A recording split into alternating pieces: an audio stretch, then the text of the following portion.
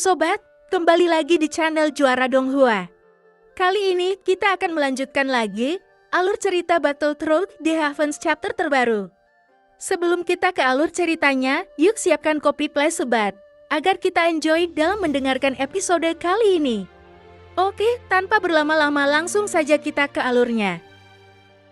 Wajah Wen Qiang dipenuhi amarah. Pada saat barisan pertahanan hancur, masih memberi Wen Qiang kesempatan untuk melarikan diri. Tubuhnya mundur dengan cepat dan dengan ekspresi mematikan di wajahnya, dia memandang Ning Yao, yang juga sedang memiliki niat membunuh saat ini. Yang terakhir memandang Wen Qiang yang sudah bangun, tidak ada rasa takut di matanya. Hanya karena kamu pecundang, masih ingin memperbudakku, Ning Yao mendengus dingin. Mata sangat dingin. Melihat Wen Qiang, dia mengangkat jarinya. Sosok Wen Qiang tiba-tiba bergetar, lalu seteguk darah muncrat. Yang tidak dia ketahui adalah Ning Yao itu sudah diperhitungkan sampai saat ini.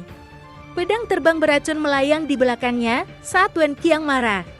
Selain itu, sangat beracun, tidak ada cara untuk mencegahnya. Semua aspek reaksi sangat dipengaruhi oleh racun. Pedang ini, Wen Qiang benar-benar tidak bisa menolak. Ning Yao, kamu sedang mencari kematian. Jika aku mati, kamu juga akan mati. Mengapa kita harus kehilangan kedua belah pihak? Apa yang bisa kamu minta? Bagaimana kalau aku berjanji padamu saya tidak ingin mati? Wajah Wen Qiang sangat jelek. Pasalnya, ketakutan akan kematian telah menyelimuti dirinya saat ini.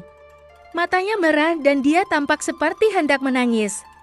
Betapa dia tidak takut mati, seberapa sulitkah berlatih sampai sekarang.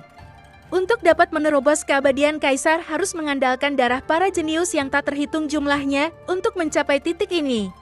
Melihat diriku menjadi lebih kuat, namun dia jatuh ke tangan orang gila ini. Karena kekuatan Nihil, hampir mustahil untuk memberontak. Pembunuhnya sendiri juga akan binasa, tidak ada seorang pun yang rela mengorbankan nyawanya.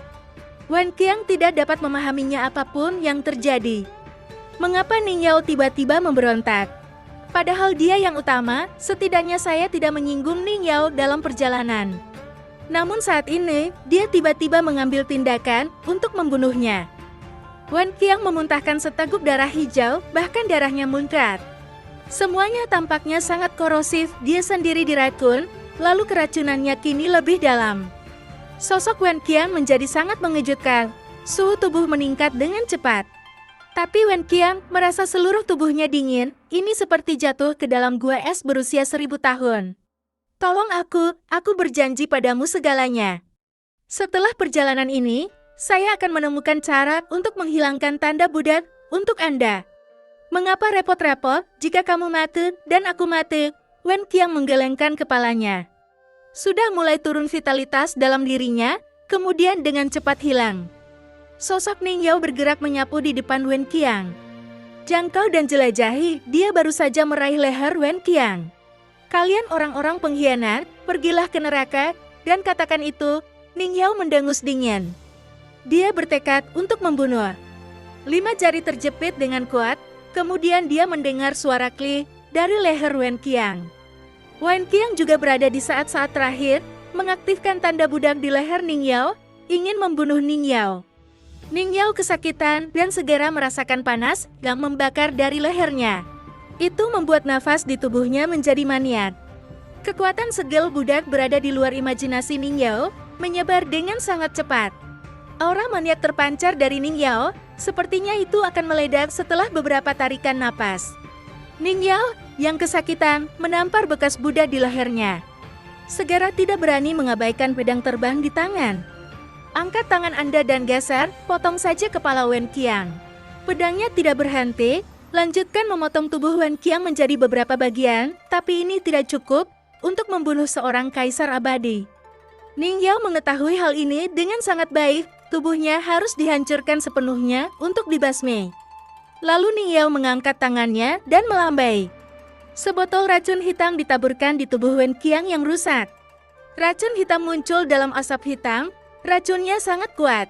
Anda dapat melihat bahwa daging dan darahnya seolah-olah tersulut api hitam. Dengan cepat merusak daging dan darah Wen Qiang. Jiwa Wen Qiang segera tercabut dari daging dan darahnya dan menjerit nyaring. Bahkan kini ia masih mempunyai keinginan kuat untuk bertahan hidup. Namun saat ini, beberapa budak dewa lainnya tidak berani mendekat. Karena mereka tidak lebih teracuni daripada Wen Qiang, dia tidak mampu menolak sama sekali. Saat Wen Qiang benar-benar dibunuh oleh Ning Yao, semuanya tampak berwajah pucat. Bagaimanapun, Wen Qiang meninggal, semua tanda budak mereka akan diaktifkan. Mereka tidak jauh dari istana Cendian.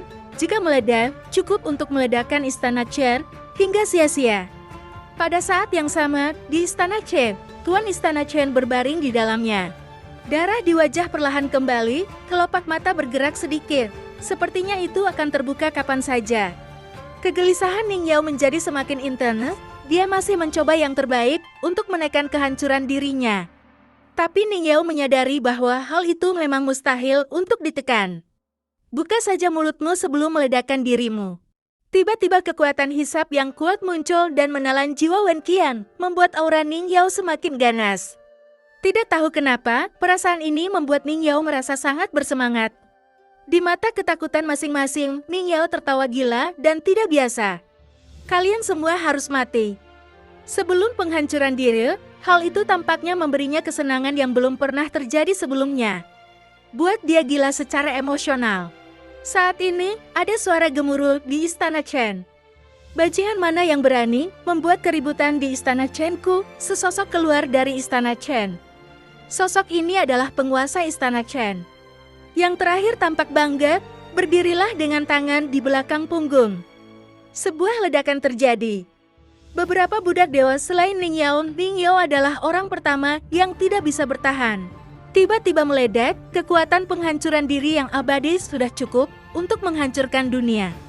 Terlebih lagi, beberapa makhluk abadi disertakan, mereka meledakkan diri mereka satu demi satu. Ning Yao perlahan membuka tangannya, selama penghancuran diri ini, sosoknya tenggelam dalam badai energi ini. Dalam sekejap, semuanya termasuk istana Chen juga tersapu kegilaan. Adapun penguasa istana Chen, bahkan tidak tahu apa yang terjadi. Dia baru saja dibangkitkan, bahkan tidak punya waktu untuk marah. Tidak ada kehidupan yang tersisa sama sekali, meninggal dengan mengenaskan. Meninggal tanpa bisa dijelaskan, mungkin dia tidak pernah memikirkannya. Di kemudian hari, dunia yang dulunya perkasa menjadi sangat rentan. Mungkin mereka tidak akan memikirkannya akan ada begitu banyak orang berkuasa yang mengunjungi dunia hebat. Bagaimanapun, penting untuk mengumpulkan begitu banyak orang kuat yang abadi.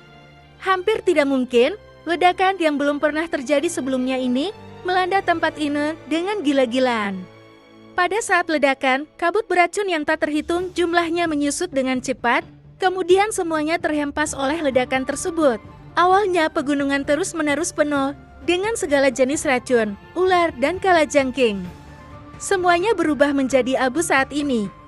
Tentu, segala sesuatu di istana Chen menjadi puing-puing. Dampak ledakannya bahkan sampai ke gunung tempat Xiaoyan berada. Meski gunung itu tidak hancur, tapi seperti gempa bumi yang kuat. Xiaoyan segera menyebarkan kekuatannya, menstabilkan gunung. Karena sekarang adalah saat kritis baginya untuk menyempurnakan ramuan tersebut. Momen ini bahkan membuatnya sedikit teralihkan. Saya jadi bertanya-tanya apa yang menyebabkan gempa bumi dahsyat itu. Song Gu dan lainnya di luar puncak gunung tersapu angin kencang. Long Biao dan Jin Dongming keduanya mengerutkan kening. Kekuatan maniak yang luar biasa, aku khawatir itu disebabkan oleh penghancuran diri orang kuat abadi. Yang Dong melihat ke atas dan melihat ke arah datangnya dampak. Berkata perlahan, penghancuran diri yang abadi. Ya, dan seharusnya ada lebih dari satu. Yongdong mengangguk dan berkata dengan wajar,